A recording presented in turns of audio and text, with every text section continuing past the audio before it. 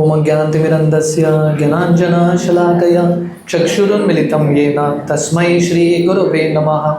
श्रीचैतन्यमनोभीष्टं स्थापितं येन भूतले स्वयं रूप कदा मह्यं ददाति स्वपदान्तिकं। वन्देऽहं श्रीगुरो श्रीयुतः पदकमलं श्रीगुरुन् वैष्णवांश्च श्रीरूपं साग्रजातां सहगना रघुनाथान्वितं तं सजीवं साद्वैतं सावधूतं परिजनासहितं कृष्णचैतन्यदेवं श्रीराधा कृष्णपादान् सहगना ललिता श्रीविशाखान्वितंश्च।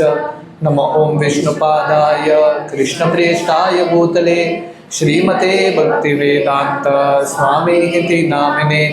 नमस्ते सरस्वती देवे गौरवाणी प्रचारिणे निर्विशेष शून्यवादी पाश्चात्यदेशतारिणे।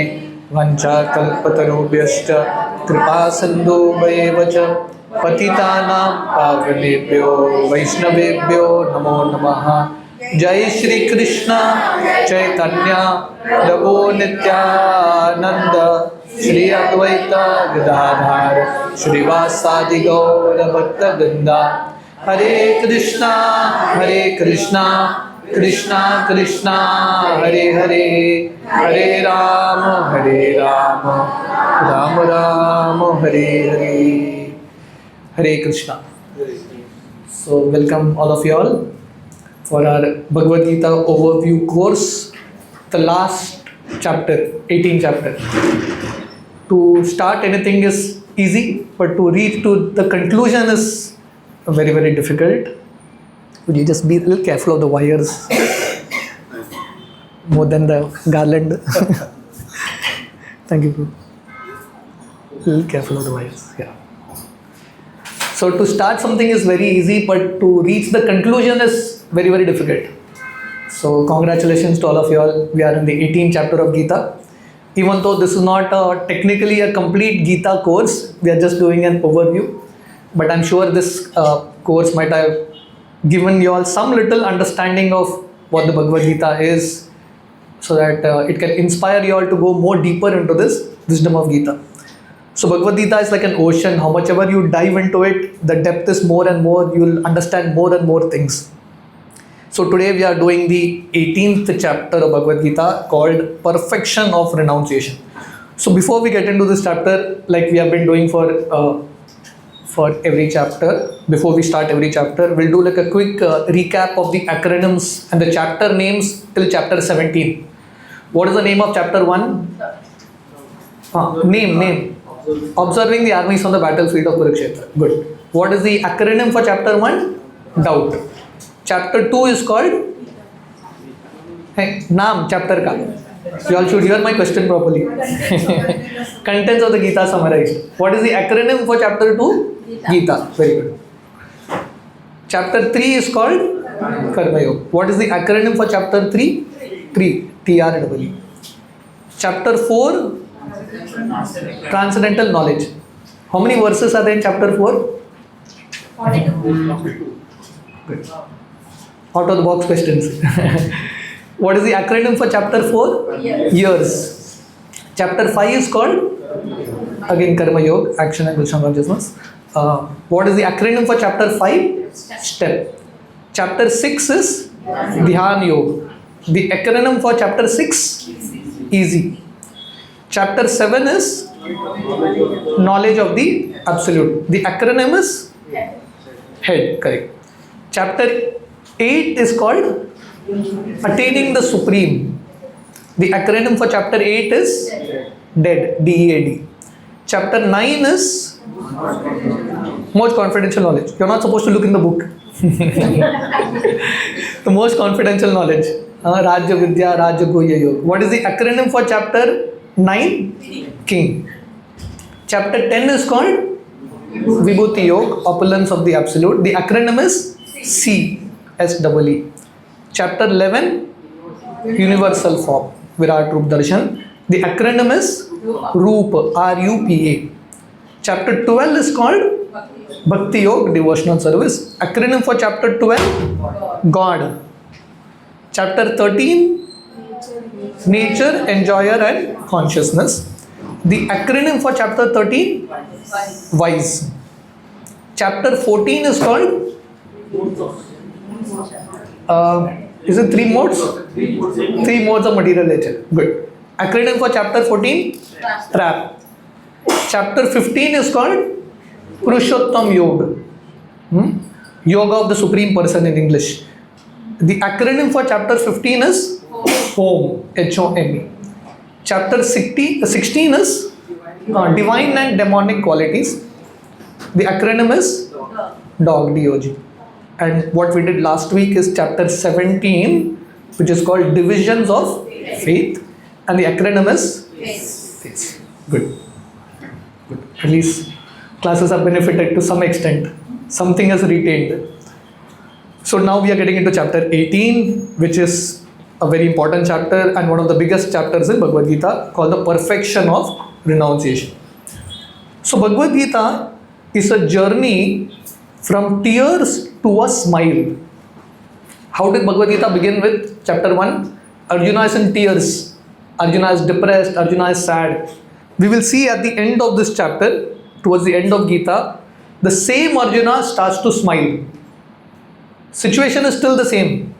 But because Arjuna has heard Bhagavad Gita, his tears have turned into a smile. So like Arjuna, we all have our own tears. Isn't it? We may show it, we may not show it, but everyone has their own tears. If you want to convert tears into a smile, what do you have to do? Bhagavad Gita. So just like when you cry, you need a handkerchief, na? So Bhagavad Gita is like that handkerchief. You should always keep. Because you may start crying at any time in this world. Padam padam vipadam natesham. So therefore, Bhagavad Gita is like a handkerchief that can remove all our tears and can actually make us smile even in difficult situations. So therefore, the acronym for chapter 18 is smile. Okay? It should end with a smile, na? Bhagavad Gita wisdom. So the acronym is smile. So the first 18 verses speak about the summary of karma sannyas, ya karma yoga basically. This chapter begins with Arjuna asking a question. Arjuna uvacha sannyasya mahabaho tattvam ichchami veditum tyagasya cha rishikesha Pritakeshi Nishudana. So Arjuna is asking this question, my dear Krishna, I want to understand what is renunciation, tyaga, and I want to understand what is sannyas, right? Both mean the same thing basically. So Prabhupada writes it as what is renunciation and what is the renounced order of life. So the Lord, so the 18th chapter is quite long, we will not read all the verses. But Lord Krishna basically tells Arjuna that there are 2 types of people. Some category of people have this opinion that one should give up all karma. And some category of people feel that one should still do one's karma. So Lord Krishna gives his opinion. And what is Lord Krishna's opinion? Lord Krishna says, renunciation means don't give up. Generally our idea of renunciation is what? Give up. Lord Krishna is saying, don't give up. What not to give up? Text 5. Yajna dana tapa karma no tyajam karanam evatat yajyo danam tapaschaiva pavanani manisina. So Lord Krishna says what should not be given up? Yajna, doing sacrifices, giving charity, doing tapasya, performing all these pious activities, devotional service should not be given up because these activities can purify even great souls. So the principle of renunciation is not giving up external things. That's what Arjuna was thinking, to give up external things. Lord Krishna says that's not the principle of renunciation. What you should give up? You should give up working in the lower modes. Just like we have been seeing in right from the 16, 17 chapter, Lord Krishna is speaking about the three modes of material nature. From the 14th chapter almost, the three modes of material nature. Now Lord Krishna in this section explains, just like there are three modes of everything, similarly there are three modes even in people who want to do some work. So Lord Krishna explains, text 7, Niyatasya tu sannyasa karmano nopapadyate mohatasya parityagas tamasa parikirtita. So Lord Krishna says, one's prescribed duties should never be given up. Anyone who gives up one's duties out of illusion, such a person's renunciation is in the mode of ignorance. In the next shloka, Lord Krishna explains here, Dukkam iti eva yat karma kaya klesha bhayatyajet sakritva rajasam tyagam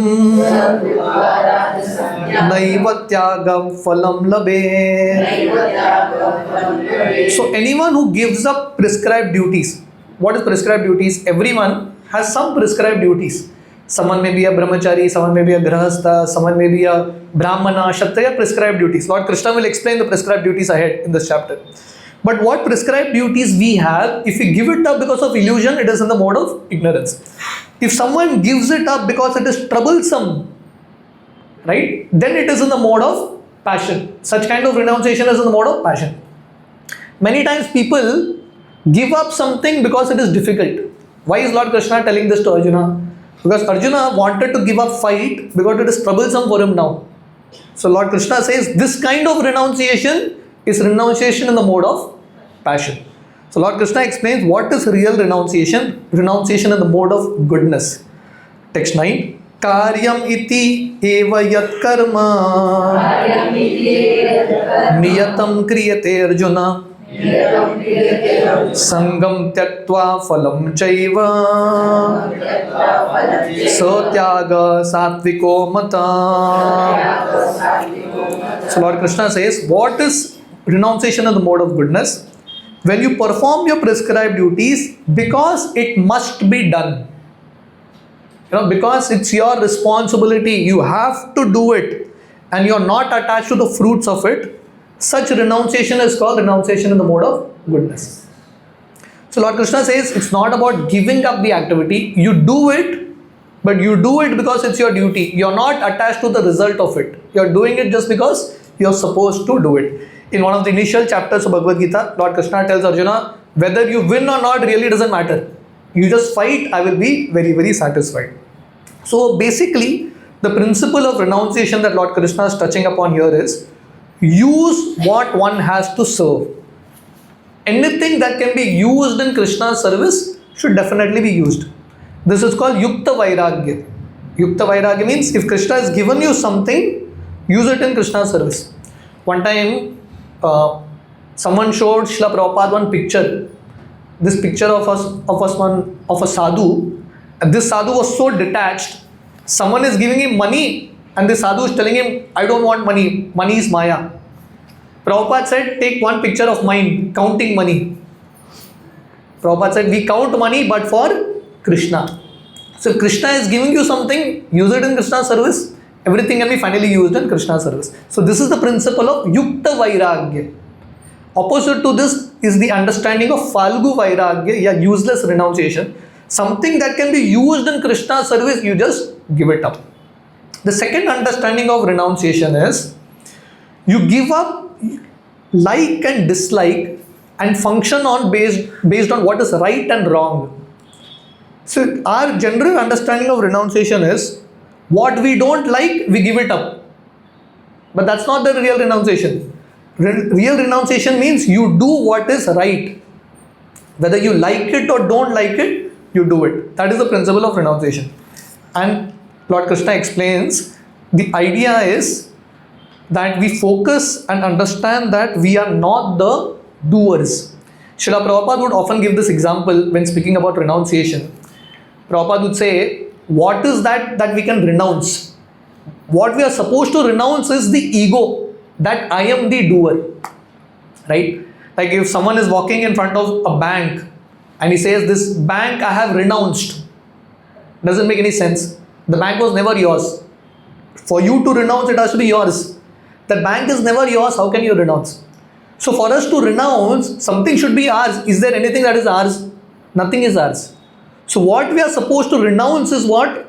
The concept of ego, that I am great, I am the doer. So therefore Lord Krishna explains, in order to fully understand this principle of renunciation, we need to understand that there are 5 factors involved in any action.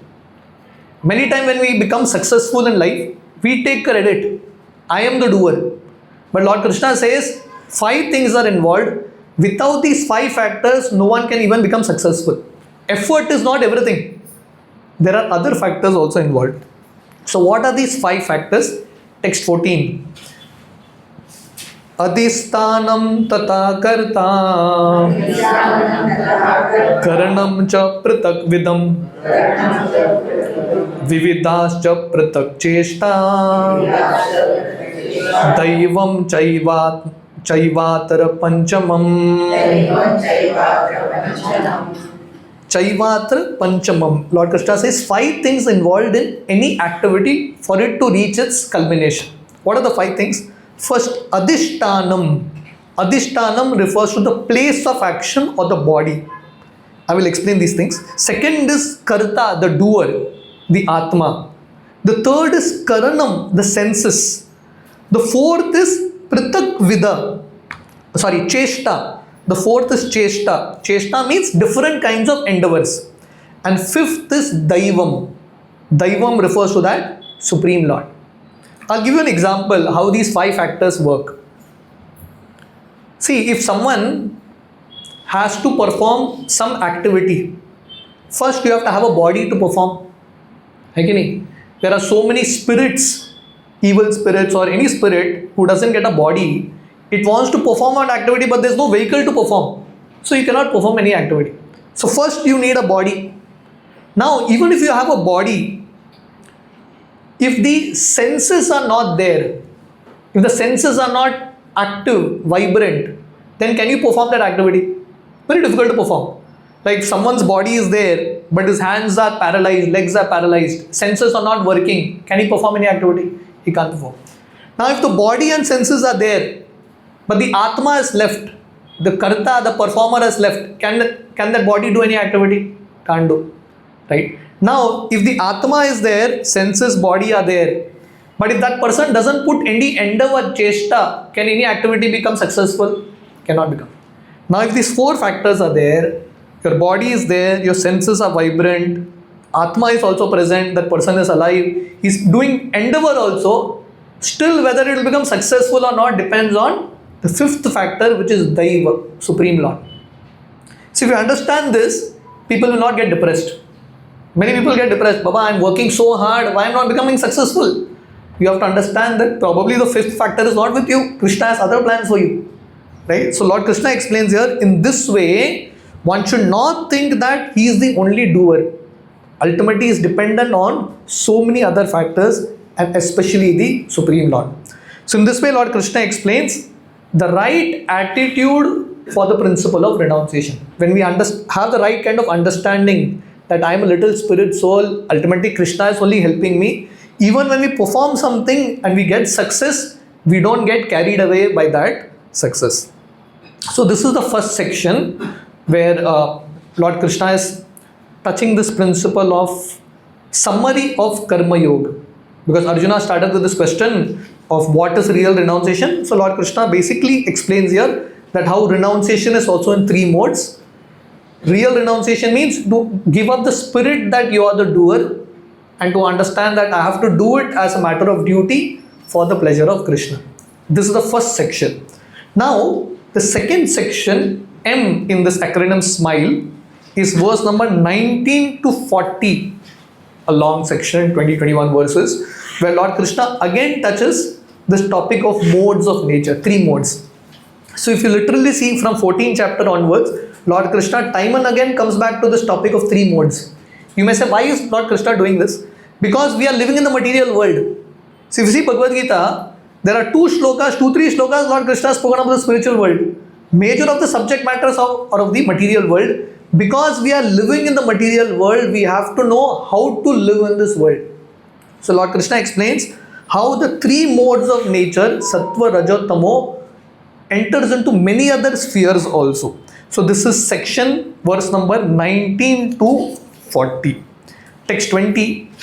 Sarvabhuteshu yenaikam bhavam avyayam ikshate avibhaktam vibhakteshu yadjnanam vidhi satvikam. So now Lord Krishna is explaining many things in three modes. The first thing he explains is knowledge in three modes. What is knowledge, Gyan, in the mode of goodness, passion, ignorance? So Lord Krishna says that knowledge that helps us see the Atma in everyone. Bodies may be different, but that is the same Atma, that same spirit, the Amsha of Krishna in everyone. That knowledge is in the mode of goodness.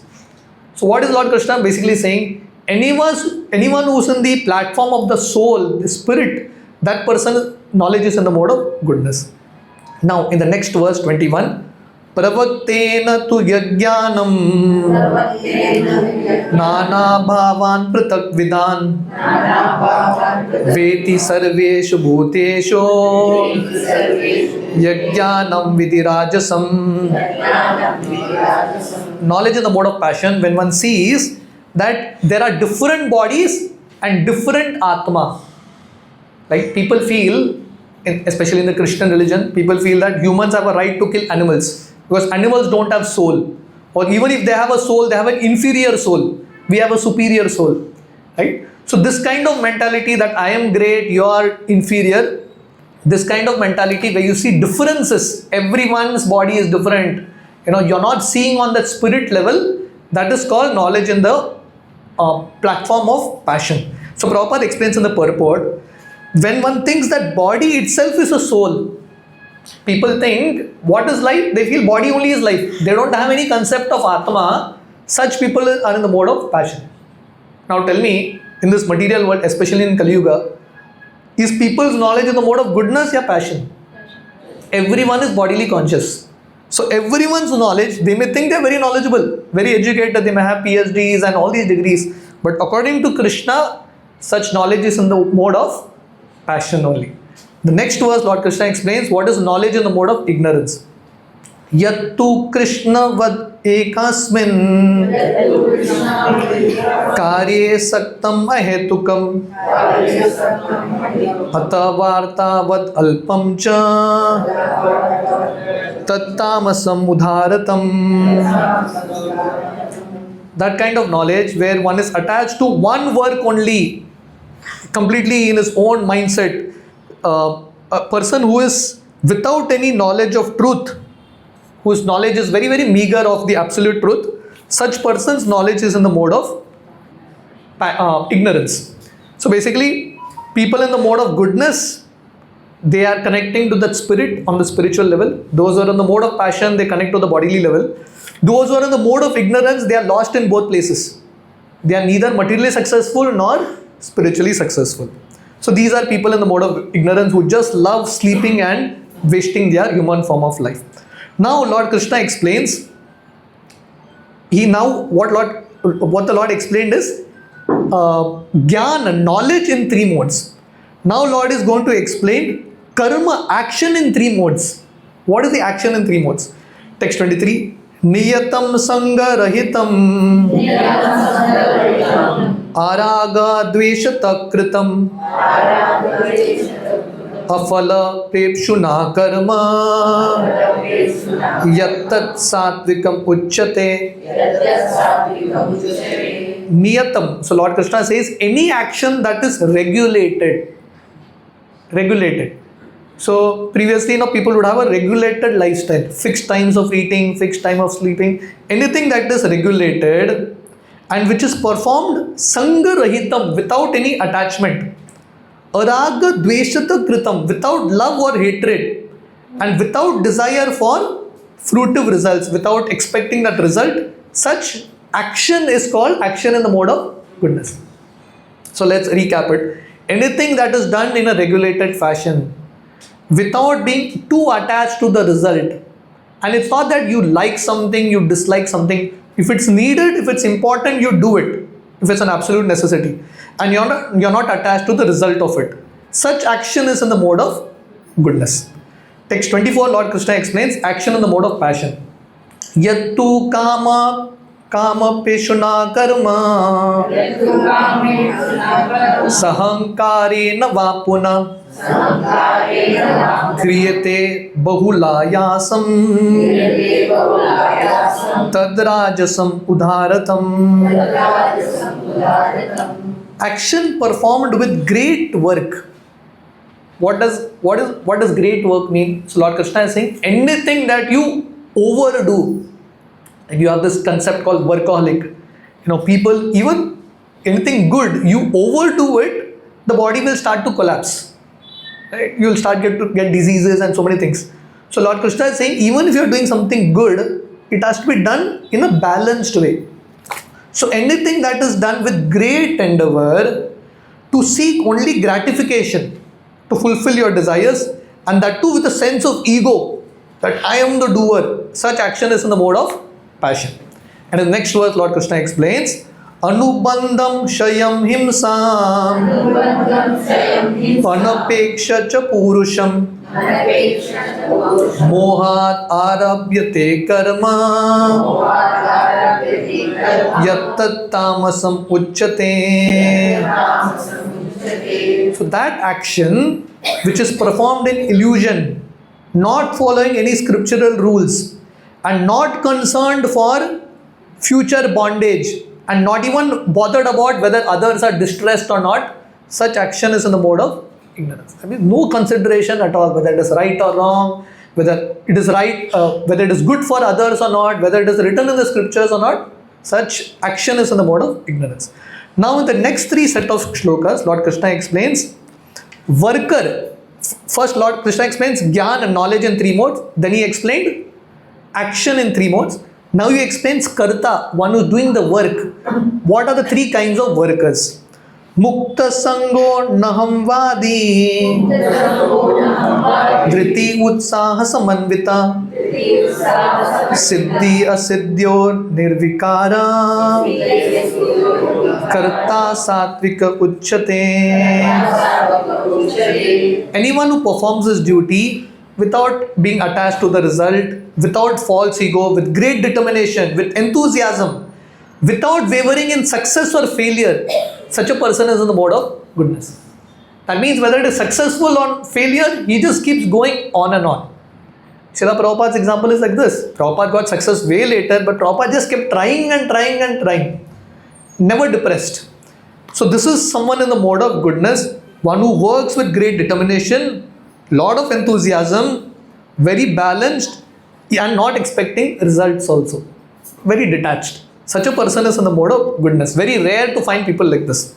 And in the next verse, Lord Krishna says, Ragi karma phala prepshor Lubdo himsatmako shuchi Harsha shokan vitakarta Rajasa parikirtita. Ragi means one who's very attached to his results. Karma philo prepshur, one who's wanting his results. One is attached to work, one is wanting result. He wants to enjoy his fruits. One who's always greedy, lubda, himsatmako, who's envious, who's violent towards others.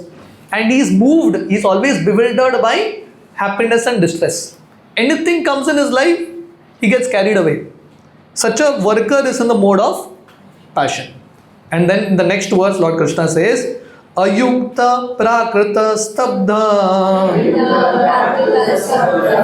Shanto Naishkritito lasha Vishadi dirga sutricha Karta tamasa uchyate. So Lord Krishna explains here, any worker who is against the scriptures, who is very materialistic, Prakrita, who is very materialistic. Ayukta means one who is not following scriptures, one who is very materialistic. Shata, one who is very deceitful, who is cheating. Stabda, one who is very obstinate. And then one who is expert in insulting others, one who is lazy. Dirgha Sutri. Dirgha Sutri means one who stretches the work too much. One who is always morose, procrastinating. Such a person is in the mode of ignorance. Right? So you'll have workers like this, people who are working but in the mode of ignorance. They are always crying about something. Right? They are very, they just keep insulting people, hurting people, always morose. Such workers are in the mode of ignorance. Then Lord Krishna explains here in text 30, what kind of understanding, buddhi, is in the mode of goodness, passion, ignorance. So Lord Krishna says, pravrittim cha nivrittim cha karya karye bhaya bhaye bandham moksham cha yaveti buddhi sa partha satviki. So what kind of understanding one should have? Buddhi, what kind of intelligence one should have? Pravrittim cha nivrittim cha. If someone is in the mode of goodness, if his understanding is in the mode of goodness, he will know what is to be done and what is not to be done. Pravritti means to do and nivritti means to not to do. What is to be done, what is not to be done. Karya akarya, what is to be done, same thing. What is to be done, what is not to be done. Bhaya bhaye, what is to be feared and what is not to be feared. Something you have to fear also. Like Maya, you should have an healthy fear. So what is to be feared, what is not to be feared. What is binding, what is liberating. A person who has this kind of understanding, such a person's understanding is in the mode of goodness. So what kind of buddhi is in the mode of passion? Yaya dharmam adharmam cha karyam cha karyam eva cha ayatavat prajanati buddhi sa partha rajasi. That understanding, that intelligence, that buddhi, which cannot distinguish between religion and irreligion, that cannot differentiate between what is to be done, what is not to be done, such as understanding is in the mode of passion. And then text 32, adharmam dharma itiya manyate tamasavrita sarvartan viprititamscha buddhi sapartha tamasi. In the mode of passion, you are confused. I mean, what is dharma, what is adharma? In the mode of ignorance, what one considers irreligion to be religion and religion to be irreligion, completely opposite, and is completely, in the wrong direction in the spell of illusion. Such a person's understanding is in the mode of ignorance. Now, from text 33, two more concepts Lord Krishna explains. So till now Lord Krishna has explained action in the three modes, performer, doer in the three modes. Lord Krishna explained understanding in three modes, like this. Quite a few things Lord Krishna explained. Now from 33, Lord Krishna explains determination in three modes. Dridhata. What is three kinds of determination? Very interesting understanding. Dhritya yaya dharayate manaha pranendriya kriya yogena vibicharanya dhritihi sapartha satviki. That determination which is unbreakable and is sustained by practice of yoga. I mean, someone whose determination is long. You can't just break his determination. And such a person, how does he achieve his determination? By control of his mind and senses. Such person's determination is called determination in the mode of goodness. There's this very interesting conversation with Srila Prabhupada, one of the disciples of Prabhupada. I was asking Prabhupada, what if someone has taken initiation vows and is not able to follow? So Prabhupada says, what do you mean? If you have taken a vow, you have to follow. This disciple was again trying to tell Prabhupada, what if you cannot follow? Prabhupada said if you don't have that kind of determination, you're an animal. If you have taken a vow, you should follow it. Just follow it if it's difficult, high or low water. So this is determination in the mode of goodness, where it is unbreakable, it is sustained in high and low times because of practice of yoga. So Prabhupada writes here, Avivicharinya refers to persons who are engaged in Krishna consciousness. Such people can have the right kind of determination. Text 34. Yaya tu dharma kamartam dhritya dharyate arjuna prasangena falakangshi dhritihi sapartha rajasi. So that determination by which one holds on to so-called dharma, economic development, money, sense gratification, such determination is in the mode of passion. So it's not that people outside don't have determination. Even to enjoy, you have to be very determined to fight it out, all your problems, sort it out and then enjoy. So determination that is used not for advancing in spiritual life, but for gaining a lot of money, gaining a lot of sense gratification is called determination in the mode of passion. And then text 35. Yaya swapnam bayam shokam vishadam madam evacha na vimuchanti durmeda dhritihi sapartha tamasi. That determination which cannot go beyond dreaming, fearfulness, lamentation, moroseness, depression, such determination in the mode of ignorance. So that means people in the mode of goodness, they are determined to grow in spiritual life. People in the mode of passion, they are determined to grow in material life. People in the mode of ignorance, they don't want both. They are fed up, they just want to sleep. Chaddar oad ke so jao, bas. No, they don't want to even become successful materially, spiritually. No desires at all, completely given up in life. So that kind of determination is in the mode of ignorance.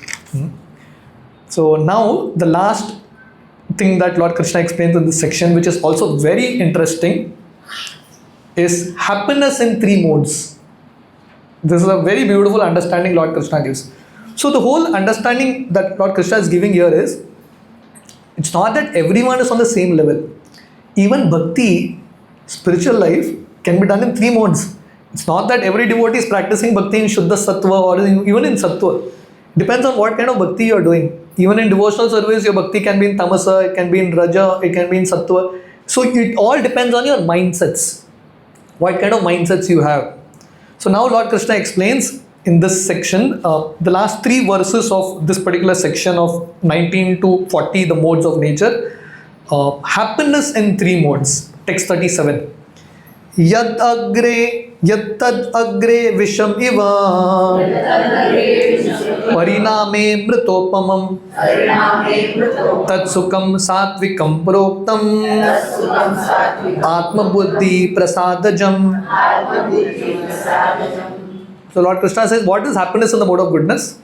That happiness, that is like poison in the beginning, but at the end it turns into nectar and it brings self-realization, is called happiness in the mode of goodness. So spiritual life, Krishna consciousness, is it nectar or is it poisonous? Nectar. All of you are great souls. Sometimes spiritual life is difficult, right? Just chanting Hare Krishna, practicing bhakti, staying in association of devotees. Is it nectarian or poisonous? Nectar. You are not very honest. Sometimes it's difficult also to stay, right? So the process of bhakti is not always going to be nectarian in the beginning. It's going to be difficult, right? So we have to do it as a tapasya. If you do it, what will happen? This so-called poison now will turn into nectar in future. That's the understanding, right?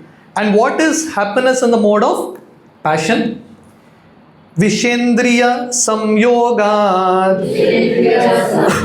yattad agre mritopamam pariname visham iva tad sukam rajasam smritam.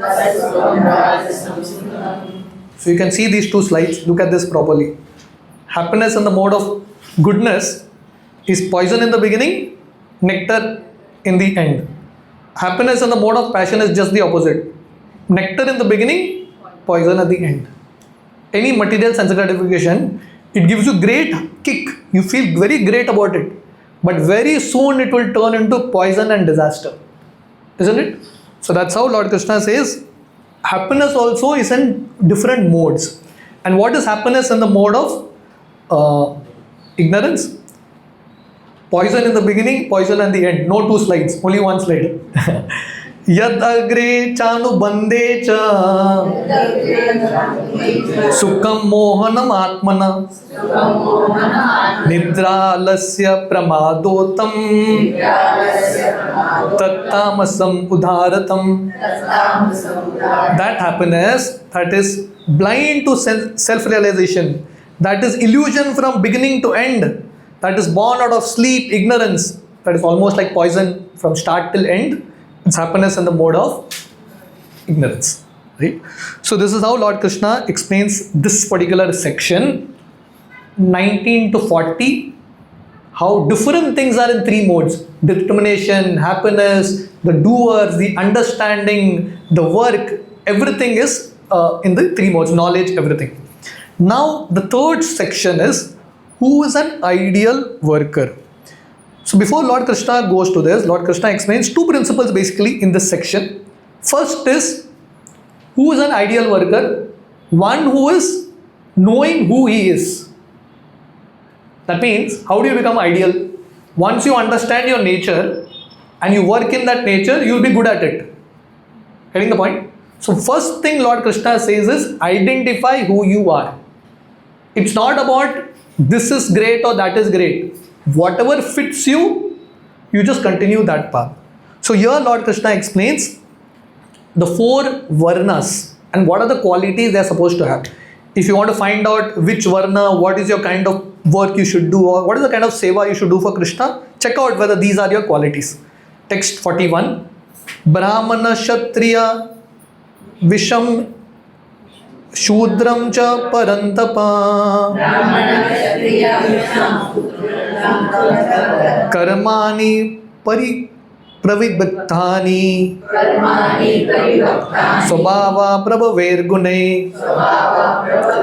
So Lord Krishna says these four varnas, Brahman, Kshatriya, Vaishya, Shudra, they are also born from three modes, combination of three modes, right? So what are the qualities that these four varnas have? Text 42. Samodamastapa shaucham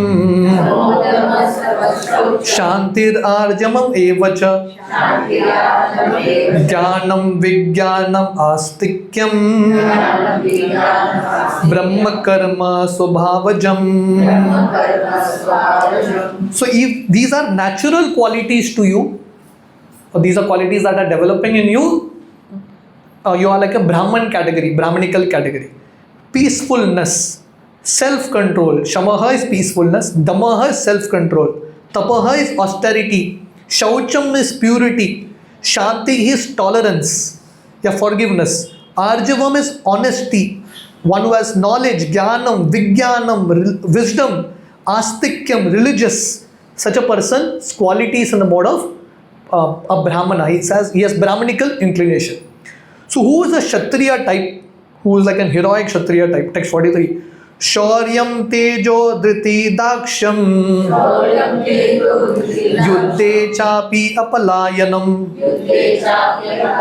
Dhanam ishvara bhavascha Shatram karma swabhavajam. So what are the natural qualities of a Kshatriya? He is very heroic, he is very powerful, very determined, very resourceful. Resourceful means daksham. It's not a Kshatriya, just very powerful and foolish. He's very resourceful. He knows how to use his resources. Very courageous in battle.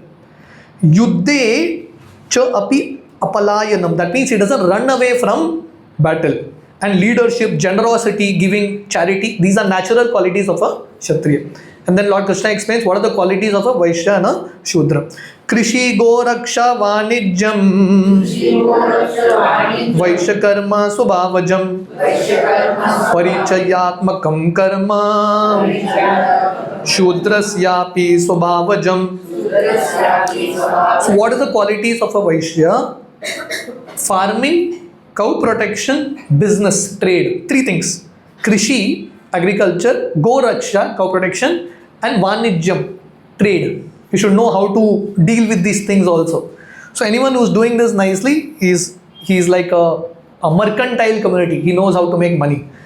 So Prabhupada explains, we will not get into the purport. Prabhupada explains that actual business, mercantile community is always based on land and cows. And then a Shudra is one who just serves the other three Varnas.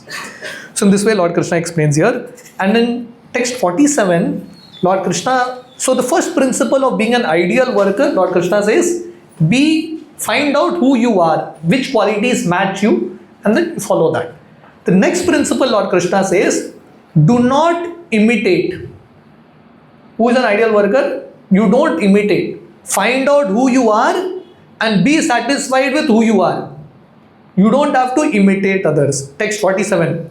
Shreyan swadharma vigunaha paradharmat swa anustitat swabhava niyatam karma kurvam napnoti kilbisham. So Lord Krishna explains here, it is better to engage in one's own occupation. One's own occupation means what psychophysical nature you have, even though there are faults in it, rather than to imitate the occupation of someone else. Why is Lord Krishna telling this to Arjuna? Because Arjuna wanted to renounce like a Brahmana. He wanted to give up his Kshatriya duties and go. Lord Krishna says it will be foolish. Even if you do that, you will fail. Rather just do your duty, even though there are faults in it. Why did Arjuna want to go away? Because he was feeling that the Kshatriya role is so difficult. So difficult that I have to kill my own relatives. Let me go and become a Brahmana. Lord Krishna says Brahmana is more difficult. Everything is very, very difficult in this world. Nothing is easy. So you have to choose what kind of difficulty you want. Whether you want this difficulty or that difficulty. So Lord Krishna says there are faults in everything. It's not only a Kshatriya has faults. Even a Vaishya has fault. Even a Brahmana has fault. There is fault in everything. But better to do what you are meant to do. So that is the section that Lord Krishna explains here.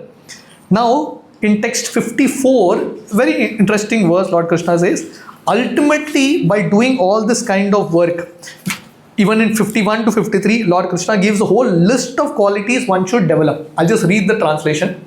Being purified by his intelligence, this is 51 to 53, being purified by intelligence, controlling the mind with determination, giving up objects of sense gratification, being freed from attachment, hatred, one who lives in a secluded place, one who eats very little, controls his body, mind, power of speech, who's always in trance, detached, free from false ego, false pride, lust, anger, material things, false proprietorship and peaceful, such a worker can gradually grow to the path of self-realization.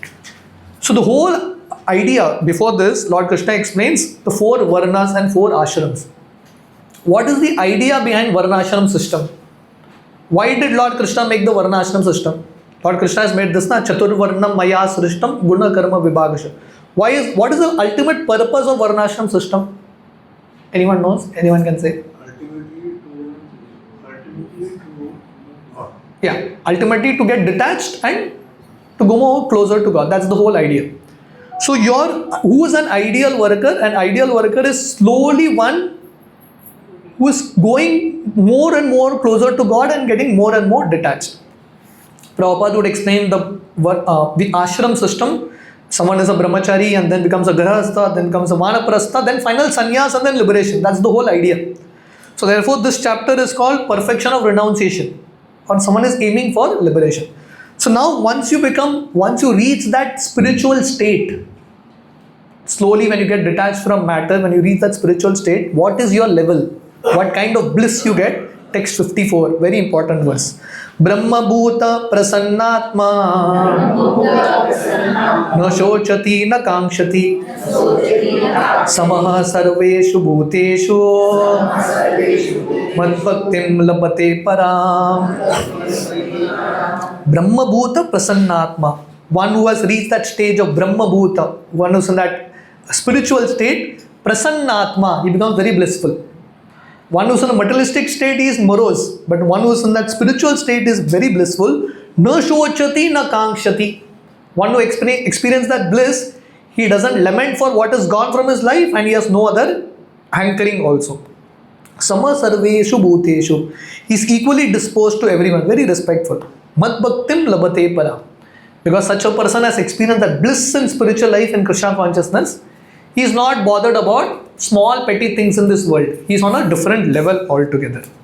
Therefore, Lord Krishna concludes the last verse of this section, a very important verse. Bhaktya mam abhijanati yavan yashtasmi tatvata tato mam tatvato gyatva vishate tad anantaram. Actually, from this point, the next section starts 55, 50, 56 to 66, which is L of that smile. Right? That L refers to love of God, right? To experience that love. So here Lord Krishna says, Bhaktya mam abhijanati. Who can understand Krishna? Only by devotional service and only a devotee. We have been discussing so many chapters and we have been seeing how Lord Krishna is stressing again and again on the point of bhakti. Again hear these words. Bhaktya mam abhijanati yavan yashtasmi tatvata. Only such a person who's in pure devotional service can understand me, and only such a person vishate tad anantaram, and can enter into the spiritual world. That's the understanding. So Srila Prabhupada writes a very beautiful purport. We don't have time to get into the purport, but we will read the next verse also, text 56. Sarva karmani api sada kurvano madvyapashraya mat prasadat avapnoti shashvatam padam avyayam. From this verse on, the next 2-3 verses, you will find Lord Krishna is using the word mad. Yeah, mat again and again. My. So Lord Krishna says, who is a pure devotee? Sarva karmani api sada kurvano mat vyapashraya. A pure devotee does all his activities, but what he does, he is taken shelter of Krishna. Mat vyapashraya. He is under the protection of Krishna. Mat prasadat avapnoti. Because he is taken shelter of Krishna, what does Krishna do? Krishna gives us mercy, ya prasad. And what happens when Krishna's mercy comes? Shashvatam padam avyayam. By Krishna's grace, by Krishna's mercy, one enters into the spiritual world. This Lord Krishna is referring to a pure devotee and not to a mixed jnani or a karmi. Very clear. Lord Krishna is saying, one who is taken to devotional service, because already in 55 Lord Krishna has used the word Bhaktya mam abhijanati. One who has taken shelter of devotional service, for such a person Lord Krishna is there to protect. Text 57. Chetasa sarva karmani mai sanyasya matpara buddhi yogam upashritya madchitta satatam bhava. Again, you can see the word matparaha, madchitta. Lord Krishna is saying here, Chetasa sarva karmani. In all your activities, depend on me. Mai sanyasya matpara. What is real sannyas? That means you are depending on Krishna, you are surrendered to Krishna. And one who is surrendered to Krishna is always under Krishna's protection. Matparaha. Buddhi yogam upashritya. Buddhi yoga refers to devotional service. Buddhi yogam upashritya. One who has taken shelter of such devotional service. Madchitta satatam bhava. Such a pure devotee is always conscious of Krishna. He is always Krishna conscious. Madchitta satatam bhava literally means being Krishna conscious. Bhava means to be. Chitta refers to consciousness. Mat refers to Krishna. Being always in Krishna consciousness. That's what Lord Krishna's message is. And then Lord Krishna in text 58 says, again you will see the same words coming. Madchitta sarva durgani mat prasada tarishyasi atachetvam ahankaram no shtosyashi vinakshasi. Lord Krishna says, Macchitta Sarva Durgani. If you become conscious of me, if you take shelter of Krishna, Sarva Durgani, all difficulties in this world, Mat Prasada Tarishyasi. You will cross over the ocean of difficulties.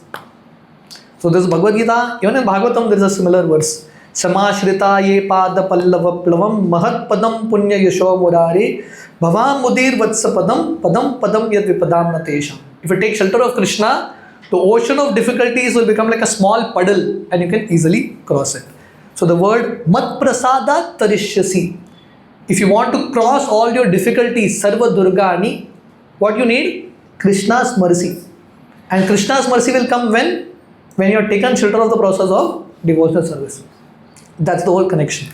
And then Lord Krishna in the next two verses, we will not read it, but Lord Krishna says in text 59, my dear Arjuna, if you don't fight, you go to the forest. What did Arjuna want to do? Arjuna was telling Krishna, I don't want to fight, I will go in the forest and beg.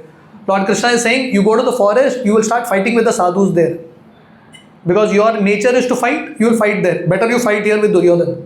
Don't go and trouble those sadhus. Sit here and fight. Because fighting is your nature, you will fight it out. There someone insults you, you will start hitting them, better you hit this guy only. That's Lord Krishna's conclusion, right? Text 61, another important verse. Ishvara sarva bhutana hridyesha arjuna tishtati brahmayan sarva bhutani jantra rudani mayaya. So that Supreme Lord is there in everyone's heart. Krishna as the Paramatma is there in everyone's heart and he is directing all of us. Brahmayan sarva bhutani. Whatever species we go to, whatever life we take, Krishna is continuously there. So what is Lord Krishna telling Arjuna? Text 62. Tam eva sharanam gaccha sarva bhavena bharata tat prasadat param shantim sthanam prapyasi shashvatam. Again the same conclusion. So what you have to do, Arjuna? Surrender to the Paramatma, surrender to Krishna. Tam evam sharanam gaccha sarva bhavena bharata. In full surrender, in full consciousness surrender. What will happen? Tat prasadat param shantim. By Krishna's mercy you will get eternal peace and sthanam prapyasi shashvatam. You will get an eternal abode. Basically you will be happy in this world and the next. And then Lord Krishna in text 63, he says, Iti te jnanam akyatam guhyat guhyataram yata. Sorry. Vimishritet asheshena yate chasyasi tatakuro. So Lord Krishna says, my dear Arjuna, I have explained to you knowledge which is more confidential. Guhyat guhyataram maya. I have explained to you confidential knowledge. 9th chapter was Raja Guhya Yoga, confidential knowledge. Lord Krishna is saying, I have explained to you more confidential knowledge also. Lord Krishna is going more and more. And then Lord Krishna says, my dear Arjuna, you deliberate on it and do what you like. So Lord Krishna is giving that freedom. So the path of bhakti is the path of no force. Message is there, but ultimately it is up to us to decide whether we want to do, whether we want to follow it or not, or to what level. So this is Lord Krishna's sense of detachment. He's spoken like so many verses, but he's not expecting Arjuna to follow. Lord Krishna is telling that one should be detached from result. Lord Krishna is also detached here. He's preaching to Arjuna. He has some hope that he will follow, but then he's saying, you decide what you want to do. And then the word deliberate, that means understand. We have to deliberate on this message. And if it connects to your core, if it makes sense, then follow. Now Lord Krishna tells in 64, Sarva guhya tamam bhuya shrunu me paramam vacha istosi me dridam iti tato vakshami te hitam. 9th chapter was confidential knowledge. Before this verse, Lord Krishna says, I have given you, till now I have given you more confidential knowledge. Now hear this. Sarva guhya tamam bhuya. Now I am given to you the most confidential knowledge. Hear with great attention. Shrunume paramam vachaha. This is my supreme instruction. Ishtotisi me dhritamiti tato vakshami te hitam. It is for your benefit, hear it from me. So now the next verse is the most confidential knowledge. And what it is? Text 65. Manmana bhava madbhakto madhyaji mam namaskuru Mamye veshyasi satyam te pratijane priyosi me. So this is the most confidential knowledge. And this is the only verse that has almost similarly same, at least the first line is same, 9th chapter, last verse. Same. Man bana bhava mad bhakto madhyaji mam namaskuru. This is the only verse Lord Krishna has repeated it twice. So this is the most confidential knowledge. What is that? Always think of me. Man mana. So till now, I'm sure you all have understood a lot of things. But if you have not understand this one thing, you have understood Gita. Okay? 3 things. Man mana bhava mad bhakto madhyaji mam namaskuru. Bas. Man mana. Always think of Krishna. Become Krishna's devotee. Mad bhakto. Madhyaji. Worship Krishna. 3rd. And 4th is Mam Namaskuru, offer obeisances to Krishna. Finish, Bhakti. 1 is think of Krishna, become Krishna's devotee, worship Krishna, and offer Dandavat to Krishna. If you do this, Lord Krishna says, Mam evashyasi satyam te pratijani priyosi me. I promise you, I will take you to the spiritual world. This is Krishna's promise. Yeah? That's it. This is like the most supreme, most confidential knowledge Lord Krishna is giving. And then to take this one step ahead, text 66, which is the Charam Shlok of Bhagavad Gita. Sarva dharman parityajya mamekam sharanam vraja aham tvam sarva papebhyo mokshashyami ma sucha. So Lord Krishna says, Sarva dharman parityajya, just forget. I might have told you different concepts, but just if you want to understand the essence, just forget everything and just surrender unto me. So, if you see 65, 66 and those set of verses, the word mat, mam, it keeps coming again and again. So the understanding is surrendering to Krishna, mat chitta, remembering Krishna, being Krishna conscious. So Lord Krishna is saying, Sarva dharman parityajya mam ekam sharanam vraja. Only surrender unto me. I wanted to do one full presentation on this verse only, but we are running short of time. So basically this is the 4th section, love of God, 56 to 66. So we have an entire presentation on this verse, but we will not get into the detail of it. But basically Lord Krishna is trying to tell here, forget all varieties of religion and just surrender unto me. So just surrender, when we use the word just, it refers to, Krishna is basically telling that yes, you can think about it, but don't think about it too much. Don't become Dirgha Sutri. Don't keep postponing it. Just surrender to Krishna and have faith. Ma Suchaha. Ma Suchaha means Lord Krishna says, do not fear. I will definitely take care of you. So in this verse, Lord Krishna is basically wanting us to connect with Him. Make that connection. And when we experience that connection with Krishna, Krishna will do great miracles in our life. All the pure devotees have surrendered to Krishna. Krishna has taken care of their material life. They have experienced great bliss in this world. They have gone to the spiritual world. They have seen Krishna. So all these benefits await one who surrenders to Krishna. Srila Prabhupada explains in the purport, what does surrender mean?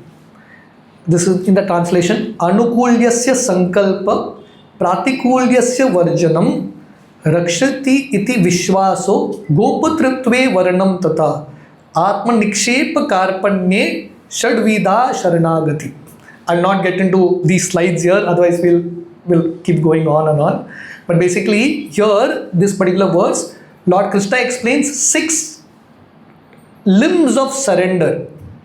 Someone may say that I am surrendered to Krishna. How do you know you are surrendered to Krishna? These are the 6 things you are supposed to do. How to surrender? First is anukulyasya sankalpaha. What does surrender to Krishna mean? Anukulyasya sankalpa, the first part. Sankalpa means to take a vow. Take a vow for what? To do things that are favorable to bhakti. And what is favorable to bhakti? Definitely 9 limbs of devotional service. Shravanam, Kirtanam, Swaranam, Pada Sevanam, Archanam, Dasyam, Sakyam, Atmanivedanam. Hearing about Krishna, chanting about Krishna. But how it has to be done? Rupa Goswami explains in his verse, Utsahat, Nishchayat, Dhairya, Tat Karma Pravartanat, Sangatyaga, Sato Vritte, Shadbir Bhakti Prasiddhyati. So these are 6 things that are favorable to devotional service. One should do bhakti with great enthusiasm, with lot of confidence, Nishchayat, with lot of patience. Right? Lord Krishna explained, na, happiness in the mode of goodness means it will take time for it to become nectarian. You have to be very patient. Tat Karma Pravartanat means one has to follow the do's and don'ts of bhakti. And then Sangha Tyaga means one has to give up association of non-devotees. Similarly, Sato Vritte, one has to associate with devotees. So these are 6 things that are favorable to bhakti. Anukulyasya Sankalpa. The second aspect of surrender is Pratikulyasya Varjanam. Give up things that are unfavorable. What is unfavorable to bhakti? Atyahara Prayasascha Prajalpo Niyamagraha Janasangascha Lolyamcha Shadbir Bhakti Vinashyati. Rupa Goswami explains 6 things that are not good for bhakti, unfavorable. What are they? Atyahara, over collection, over eating, right? Hoarding too many things. That means you don't have faith in Krishna. Hoarding too much is also not good because your mind will keep going there. It will not go to Krishna, it will keep going in these things. Atyahara. Prayasa, not working hard for material things. One should not be like a donkey. One should become very intelligent and not over endeavor for material money and material success. Prajalpa, another danger, another detrimental factor to bhakti is speaking nonsense. No gossip about anyone. Niyamagraha, that means one should follow rules and regulations just not for the sake of it but knowing why they are being followed. Janasanga, again, another thing that is detrimental to bhakti is association of non-devotees. Lolyam, greed. These are 6 things that are not good for bhakti, one should give up. The next principle, third aspect of surrender is Rakshati iti Vishwaso. Have faith that Krishna will protect. Krishna will protect me. The fourth principle is Gopatritve Varanam Tata. Krishna will provide. What I need will come. We have to work, definitely, but we have to work with keeping bhakti as a priority. And have faith that Krishna will provide. Krishna is providing for so many animals. Why will Krishna not provide for you? Krishna will definitely provide. Atma Nikshepa, another very important aspect of surrender. Atma Nikshepa means completely surrendered to Krishna. And Karpanne, the 6th limb means humility. Someone who surrendered soul is very, very humble. So, the 4th is Anukulyasya Sankalpa, Pratikulyasya Varjanam, Rakshati iti Vishwaso, Krishna will protect. The 4th is Krishna will provide. Krishna will also maintain me. 5th is surrender, fully surrendered. The 6th is humility. So these are 6 limbs of surrender. So please do go back and read the purports. Prabhupada has explained these things very, very nicely. So this is the 4th section, love of God. Okay? So now the Gita is concluding. Okay? The first section was 1 to 18, summary of Karma Yoga. The second section, yes Mataji? What is that? Tea is pending, yeah. They are coming to eat. Yes, we'll complete tea today. First section is 1 to 18, summary of Karma Yoga. Lord Krishna explains who is a Karma Yogi, not one who gives up, one who does it in a very detached spirit. Then Lord Krishna explains modes of nature, how everything is in 3 modes: understanding, knowledge, work, happiness, everything. Then ideal worker is 2 things. One is one who understands one's nature, and someone who is working in a very detached spirit and one is not trying to imitate others. The last section we saw how Lord Krishna is using the word mat, mam, time and again in this 56 to 66 and telling Arjuna the most confidential part is just surrender unto me. Now the end result, he refers to the end result. Now if you practice bhakti, follow Gita the way Krishna is saying, what will be the end result is 67 to 78. 68 verse number. Very important verse. य इदं परमं गुह्यं मद्भक्तेषु अभिधास्यति भक्तिं मयि परां कृत्वा मामे वश्यति असंशयम्. Now Lord Krishna is taking this whole thing to the next level. Lord Krishna is saying it's not that we just practice bhakti, we have to preach bhakti also. It's not that we just follow Gita, but you have to teach Gita also. So Lord Krishna says this secret, idam paramam guhyam, this secret of Bhagavad Gita, especially the last section, is the highest secret.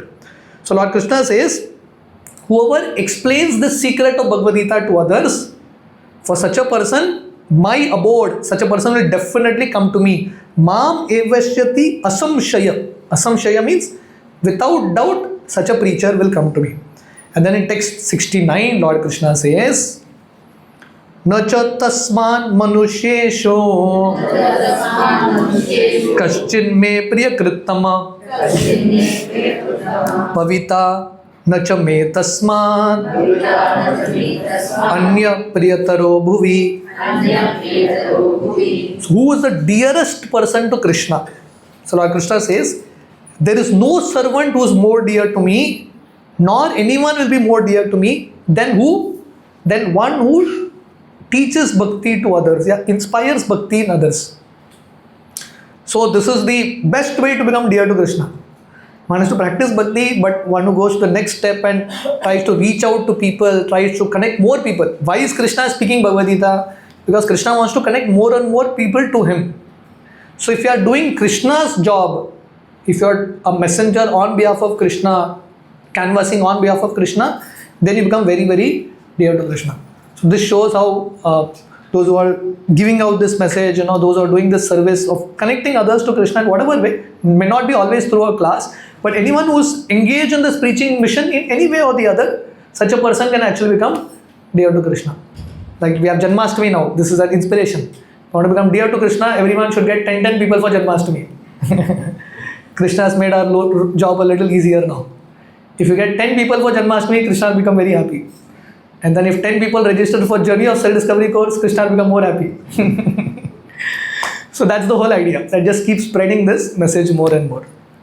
Now, text 72, Lord Krishna is asking Arjuna, my dear Arjuna, I have told you everything. Hope you have heard it with an attentive mind and hope your ignorance and illusion is destroyed. Lord Krishna has really given a lot of time to Arjuna. So Arjuna replies, text 73. This is the first end result of hearing Gita. What is the first result? Arjuna uvacha nashto moha smritir labdva tvat prasadam ayachyuta stitosmi gata sandeha karishye vachanam tava. So the first result is all your ignorance, illusion, doubts, everything will get destroyed if you actually hear Gita. So this is Arjuna here, his hand on his head saying that, oh God, why am I here? Many people are in this situation. God, why did you create me? Why did you create this world? People are completely confused, lost. Now that same Arjuna, after hearing Gita, he is ready to fight. Krishna karishye vachanam tava. Now no more questions. Tell me what to do.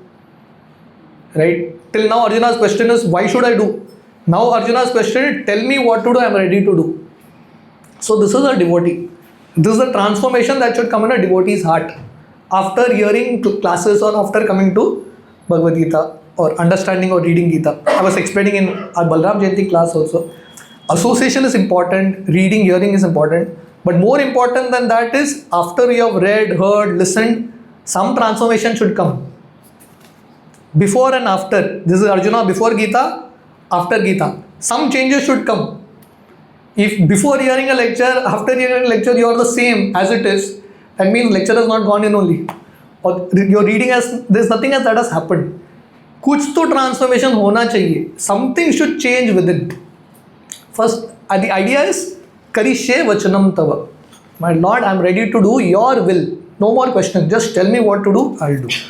The second result is one will experience great spiritual joy by hearing Gita. I don't know how many of you have experienced, but definitely Sanjay, who is hearing this knowledge of Gita, he is experiencing it. You may say that Baba Arjuna was very fortunate; he could hear from Krishna directly. We have not heard from Krishna directly, but Sanjay also didn't hear from Krishna directly.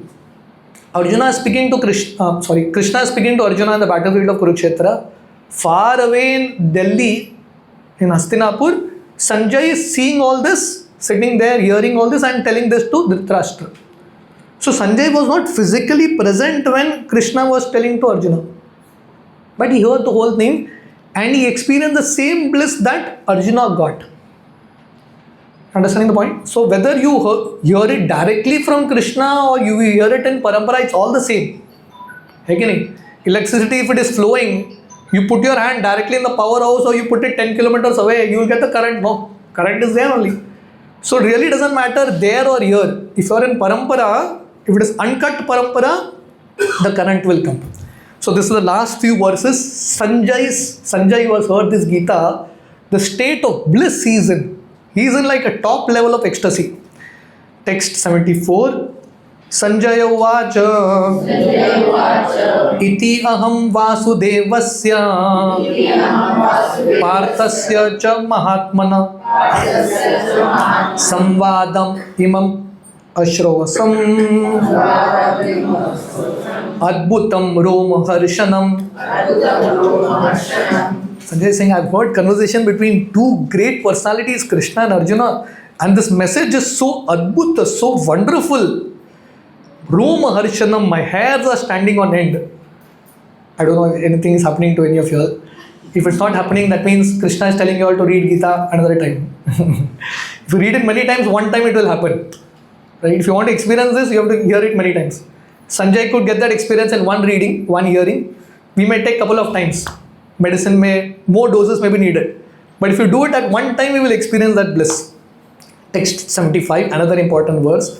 Vyasa prasada shrutavan etad guhyam aham param yogam yogeshwarat krishna sakshat kathayata swayam. He has heard this whole conversation, he has seen Krishna's universal form, everything, but he is not ungrateful. He understands that I got this whole opportunity because of whom? Vyasa prasadat.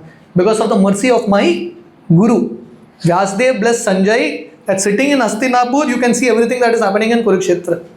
So because of Vyasdev's mercy, Sanjay can experience that bliss. So Prabhupada explains in the purport, this is Guru Shishyam Parampara. Without, we were discussing in Balram Jayanti, without Guru's mercy, Krishna's mercy will not come. Sanjay has got this mercy of Krishna, he's got this bliss because first he got the mercy of Guru. Vyasdev's story, Vyasdev could see Krishna because he first met Narad Muni. Narad Muni got that mercy to see Krishna because he met sadhus. So it's always the system that first sadhu comes in our life, sadhu blesses you, and then Krishna's mercy comes. Text 76. Rajam samsritya samvadam imam adbhutam Keshava Arjunayo punyam rashayami cha muhor muhor. Samsritya. Another very important verse. So Sanjay is saying, as I keep recalling again and again this dialogue between Krishna and Arjuna, what happens? I am experiencing great bliss every moment, muhu at every moment. So the word samsritya, what does it mean? We have finished the 18th chapter. So then what you will do? Permanently close it and keep it, Bhagavad Gita? You have to open it again. We have reached the end so that you can start again. Right? Keep repeating this. Samsritya. Okay? Like if someone gives you a gulab jamun, what do you tell him? Don't give me second one, or you tell him give me second one? Tell him, na? Second one, third one, keep giving. Right? Don't go only from here. So similarly, if you are experiencing some bliss, do it again. You will experience more bliss. Samsritya. You have to keep hearing this, reading it again and again. If you do this, you will experience a lot of pleasure. Text 77, the second last verse of this chapter, or Bhagavad Gita, second last verse. Taccha samsritya Rupam ati adbhutam hare Vishamayo me mahan rajan Drishyami cha puna puna. Again, Taccha samsritya. It's not that I'm only remembering, hearing Bhagavad Gita and again. I'm thinking of the beautiful form of Krishna again and again. See, all these opportunities are there with us. We can keep reading Gita again and again. We can keep seeing Krishna again and again. So the whole idea is samsritya. When you keep reading, when you keep having darshan, when you keep chanting, everything you have to keep doing it again and again. Sanjay is saying, I am struck with wonder with the beauty of Krishna, with the message of Bhagavad Gita. I am so happy. I am rejoicing again and again. So if you want to experience happiness again and again, you have to keep connecting to Krishna again and again. So this is the second result. The first result of hearing Gita is your doubts are gone. You are ready to do Krishna's will. Second result is you experience spiritual joy. And the third result is the last verse of Gita. Yatra Yogeshwara Krishna Yatra Partha Tanurdhara Tatra Shrir Vijayo Bhutir Dhruva Matir Dvanitir Matir Mama. Once again, Yatra Yogeshwara Krishna Yatra Partho Dhanurdhara Tatra Shrir Vijayo Bhutir Dhruvanitir Matir Mama. So this is Sanjay's conclusion. Sanjay, who has experienced this bliss, this ananda of hearing Gita, his conclusion is, wherever there is Krishna and wherever there is Arjuna. So what does Krishna-Arjuna combination mean? Krishna and devotees, Vaishnavas. So Sanjay is saying, wherever there is Krishna and association of devotees, in that place there will definitely be opulence, victory, power, morality, everything will definitely come there. So such a person will become victorious on all levels. Not only spiritual level, even on a material level, someone can become very victorious. Arjuna became victorious on a material level. He won the war. So hearing Gita can actually equip us with real power, real victory, real opulence in this world and in the next. Hare Krishna. Srila Prabhupada ki Jai. Yes.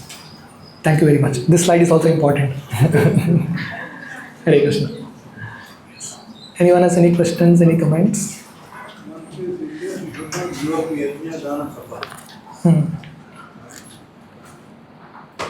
And we say God, we can not follow anything just like Hare Krishna. That is the highest yajna, na?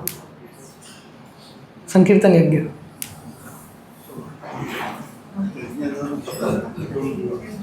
So yajna is, so there, yes, yajna there refers to the Sankirtan yajna. Dana refers to, giving charity to Krishna consciousness, like that. Okay? Thank you all very much. So hopefully either next week, next week is Janmashtami. Next week, post Chaturthi, we will want to do like a short quiz on all the 18 chapters. Are you all ready for it? You will have Chaturthi vacations. I remember in my school days during Chaturthi vacations, we would study something because after Chaturthi there will be some exam. Right? So you all, during Chaturthi vacations, you all read Gita also a little. So that after that we will have some kind of exam.